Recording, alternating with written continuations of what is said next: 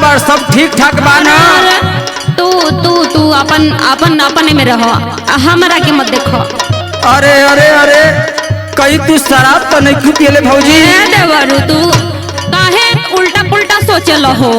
हाय रे जमाना, अरे दादा आजकल के मेहरारू सब शराब पिए तनी से बाप रे बाप। देवरू ये उल्टा पुल्टा सवाल ना पूछन, जोन कहे कि है तो चुपचाप कह। सुना भौजी एगो बात, बोला भौजी चुपके चुपके हो, भौजी चुपके चुपके पियलू शराब हो, जवाब तोहके देवे के पड़ी।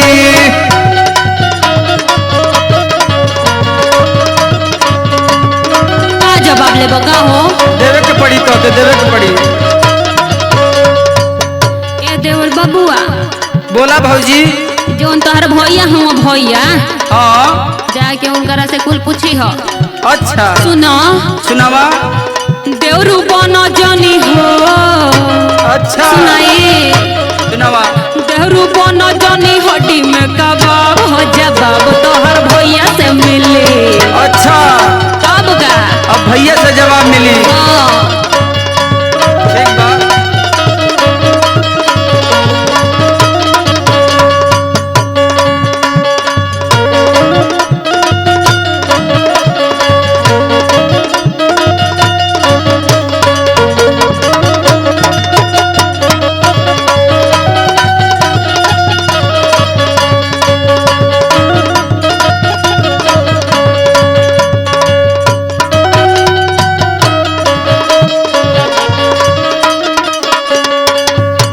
सुना का?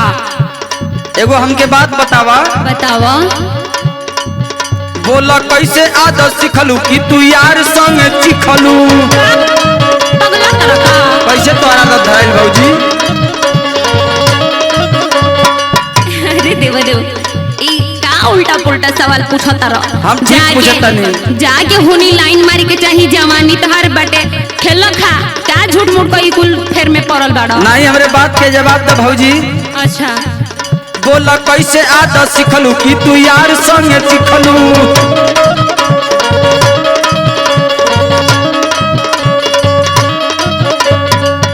करी रंग ढंग हो, करी रंग ढंग घर के खराब हो, जवाब तोहके देवे के पड़ी। सुन तारू, हाँ जवाब तोहरा के देवे के पड़ी।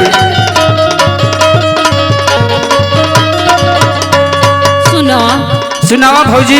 ई जोन तार भैया बाड़न, हाँ जब से गई न एगो चिट्ठियों पत्र ना भेजन, चिट्ठियों पत्र। अच्छा यही से तू शराब पिए तारू? अरे ना हो पगलाइल बड़ा का। सुनो सुनावा। तोहर भैया कैसी लोन कबो करे नहीं फोन। अच्छा हाँ।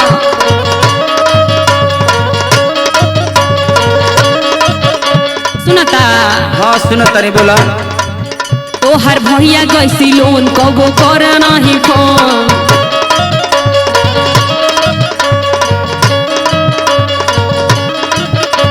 सुन ना तोर से जिया नहीं हो। अच्छा हाँ तोर से जिया नहीं के हुए चला हो, जवाब तोहर भैया से मिली।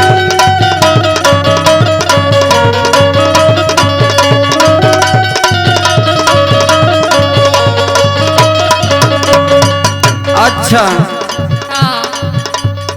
यही से तू शराब पियल चालू कर देलू? अरे तनी से सीख लेनी हंसी मजाक में, तू एकदम सीरियस माल जाना मर्दवा। सुना एगो बात कहीं भौजी, बोला ना। बात मानबू ना?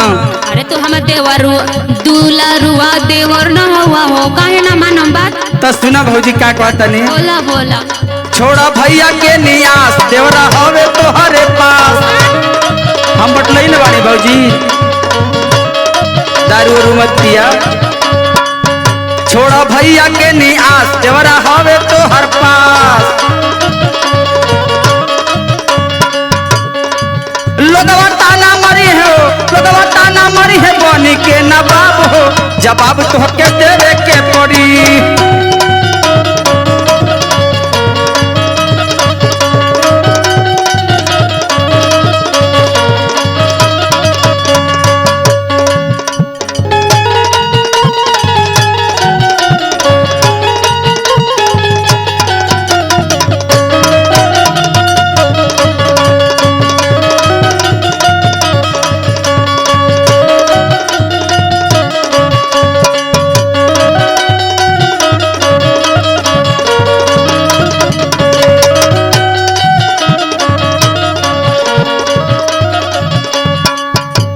अरे तू झूठ मूठ गई के समझता रह, ई दारू थोड़े ह। अच्छा यानी कि तू पिए लगा हो तक हर चीज दारूए लौकता ना भौजी, कबो कबो तन मन ले लेना। सुनो सुनावा। नहीं दारू होई माजा पियो चाहे लो तो आजा हो। ना ना ना ऐसे मूड नहीं खे करत हमारा। अच्छा सुनो सुनावा। नहीं दारू होई माजा पियो चाहता रो आजा।